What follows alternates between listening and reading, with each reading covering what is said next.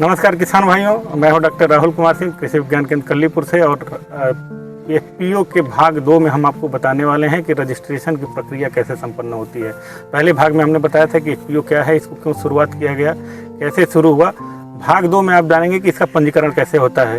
भाग 1 में मैंने बताया था कि एफपीओ में कम से कम अगर 20 समूह है किसान, एक समान खेती करने वाले किसानों के, तो इन किसानों के समूह को लेकर हम जो है एफपीओ का रजिस्ट्रेशन करते हैं। रजिस्ट्रेशन जो है कैसे होता है, इसका सबसे प्रथम चरण वो है कि जितने भी बोर्ड ऑफ डायरेक्टर होंगे, मैंने बताया था 5 से लेकर 15 तक इसमें निदेशक मंडल के सदस्य हो सकते हैं।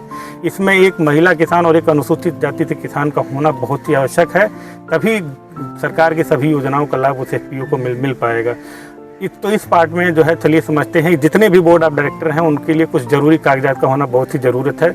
सबसे पहले जो वो है उनका आधार कार्ड का होना बहुत ज़रूरी है। उनका आधार कार्ड, सभी बोर्ड ऑफ पैन कार्ड, सभी बोर्ड ऑफ डायरेक्टर की ईमेल आईडी और मोबाइल नंबर जो कि उनके अकाउंट से लिंक हो, सभी बोर्ड ऑफ डायरेक्टर के खसरा या खतौनी जो प्रमाणित करता हो कि वो एक किसान है। इसके साथ ही साथ उनका डीएल, उनका अगर पासपोर्ट बना है तो ये सारे डॉक्यूमेंट जो है, और उसके साथ ही साथ उनके 5 फोटोग्राफ जो है वो सीए को हैंड ओवर करते हैं, सीए को सबमिट करते हैं।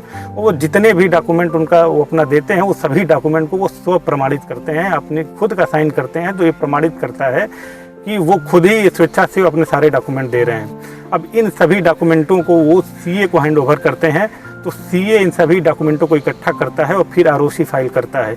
उसके साथ ही साथ उस कंपनी के 5 टेंटेटिव नाम, प्रस्तावित नाम जो है प्रपोज नेम, वो लोग देते हैं, जिसमें जिस नाम से वो कंपनी अपना बनाना चाहते हैं वो नाम जो है सीए उस नाम का प्रपोजल डालता है, एमसीए की वेबसाइट पे आरओसी करता है, और जो नाम उसमें खाली रहता है वो नाम उस कंपनी को मिल जाता है। साथ ही साथ जनरेट होता है producer certificate. Producer certificate generate होने के बाद उस एरिया के जो है डिप्टी डायरेक्टर एग्रीकल्चर के माध्यम से वो प्रमाणित होता है, जो ये प्रमाणित करता है कि ये सभी किसान बोर्ड ऑफ डायरेक्टर के उसी के जनपद के हैं, उसी एरिया के हैं। और इसके प्रमाणित होने के बाद प्रोड्यूसर सर्टिफिकेट फिर जो है कंपनी के माध्यम से सीए के पास चला जाता है, और सीए इस प्रोड्यूसर सर्टिफिकेट को फिर जो है इसको आरओसी फाइल कर देता है। और 1 महीने के अंदर वो कंपनी जो है, उस कंपनी का टेंटेटिव नाम, उसके साथ ही साथ उसको 3 तरह के जो है डॉक्यूमेंट मिलते हैं। पहला होता है एमओए, जिसको हम लोग कहते हैं मेमोरेंडम ऑफ एसोसिएशन। दूसरा है यानी कि कंपनी आइडेंटिफिकेशन नंबर जो है। मेमोरेंडम ऑफ एसोसिएशन में कंपनी के जितने भी रूल्स एंड बायलॉज होते हैं वो सारे होते हैं। उसके बाद आर्टिकल ऑफ एसोसिएशन में कंपनी किस क्षेत्र में काम करेगी, उसका उद्देश्य क्या है, उसमें कितने डायरेक्टर हैं, वो सारा डिटेल दिया होता है। और इस 3 डॉक्यूमेंट के मिलने के साथ ही साथ बाद में कंपनी जो है, वो कंपनी अपने पैन के लिए, टैन के लिए, जीएसटी के लिए, सारे कागज़ों के लिए अप्लाई कर सकती है।